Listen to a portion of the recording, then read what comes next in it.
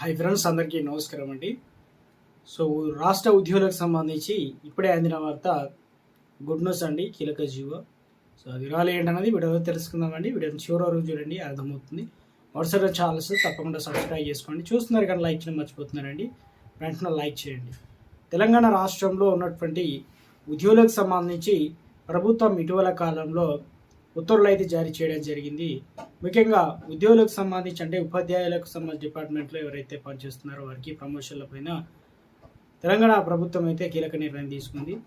మరొకసారి ప్రభుత్వ ఉద్యోగులకు సంబంధించి తెలంగాణ ప్రభుత్వం సంచలన నిర్ణయం తీసుకోవడం అయితే జరిగిందనమాట. ఎంతో కాలంగా ఎదురు చూస్తున్నటువంటి అంశం పైన చర్యలు అయితే వేగవంతం చేయడం జరిగింది. సో పదోన్నతులు అనగా ప్రమోషన్ కల్పిస్తూ నిర్ణయం కూడా ప్రకటించింది.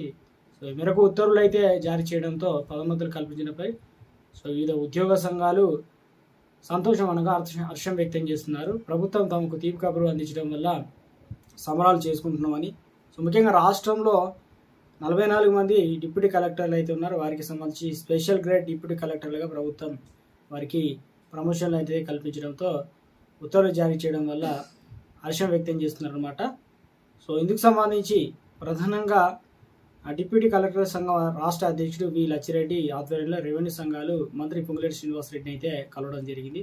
సో ఆ డిపార్ట్మెంట్ సంబంధించినటువంటి ఏదైతే మంత్రికి సంబంధించి మంగళవారం ధన్యవాదాలు అయితే తెలియజేయడం జరిగిందన్నమాట సచివాలయంలో. సో ప్రభుత్వ పెద్దల పేరున ధన్యవాదాలు ఉద్యోగ సంఘ నాయకులు అయితే తెలియజేశారు. సో తమను కలిసిన ఉద్యోగులు మంత్రి పొంగులేటి శ్రీనివాసరెడ్డి కాసేపు మాట్లాడడం జరిగింది. ప్రభుత్వ పరిపాలనలో కీలకమైన రెవెన్యూ శాఖ బలోపేతం చేయడానికి తాము కట్టుబడి ఉన్నామని చెప్పేసి, సో ఉద్యోగుల కృషి అనేది ఎనలేనిదని, అన్ని క్యాడర్లో ఉద్యోగులు కూడా ప్రమోషన్లు కల్పించడానికి తాము చర్యలు చేపడుతున్నామన్న విధంగా భరోసా కల్పించారు మంత్రి పొంగులేటి శ్రీనివాసరెడ్డి. హామీ అయితే ఇవ్వడం జరిగింది అనమాట. ఈ పదోన్నతులు రెవెన్యూ శాఖలో సో దీనివల్ల నైతిక సామర్థ్యాన్ని పెంచి ప్రభుత్వ సేవలు మరింత సమర్థవంతంగా సులభంగా అవుతుందని, ప్రజలు చేరడానికి దోహదపడుతుందని సో మొత్తం మీద అయితే గుడ్ న్యూస్ చెప్పడం జరిగిందనమాట మంత్రి పొంగులేటి శ్రీనివాసరెడ్డి. చూడాలి మరి ప్రభుత్వం నుంచి ఎప్పటికప్పుడు ఏ చిన్న అప్డేట్ వచ్చినా వెంటనే వీడియో రూపంలో తెలియజేస్తానండి.